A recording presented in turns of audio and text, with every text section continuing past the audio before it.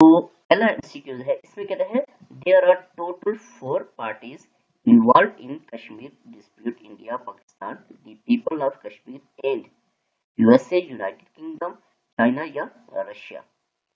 84 का आ जाएगा सी, ये आपके पास चाइना, ठीक है। नेक्स्ट आपके पास है 85, China is located in dash of Indian occupied Kashmir. China जो है वो इंडियन ऑक्युपाइड कश्मीर की किस साइड पे है, तो 85 का आपके पास आ जाएगा ए, ये नॉर्थ वेस्ट की तरफ है। नेक्स्ट आपके पास 86, the famous Ragnya temple, the famous Ragnya temple is situated in which district of Jammu and Kashmir, तो 86 का आपके पास आ जाएगा, ये लोकेटेड है ए, आपके पास आ जाएगा गंदरबाल, गंदरबाल। नेक्स्ट आपके पास है 87, 87 को हम देखेंगे इसमें क्या कह रहा है,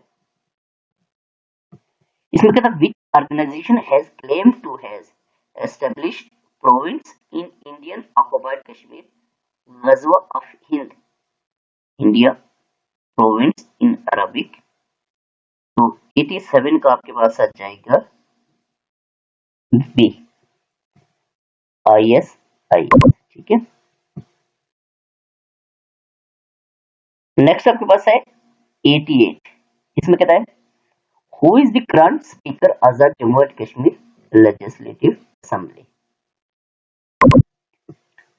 तो 88 का आपके पास आ जाएगा, ये भी करंट अफेयर से रिलेटेड है, तो इसको आपने देखना है कि जब ये पेपर आया तो जरा डिफरेंट हुआ होगा, तो आजकल कौन है वो आपने देखना है, ठीक है। तो उसी हिसाब से आपने टिक करना है जो करंटली होगा, ठीक है ना। क्या पता ये पेपर जो NTS का इस टाइप का पेपर जो है क्या पता साल बाद आए, 2 साल बाद आए, 3 साल बाद आए, तो चेंज हो जाए, तो आपने जिस वक्त आपका शेड्यूल होगा पेपर का जब देने जाएंगे तो उस वक्त आपने देख लेना है, ठीक है।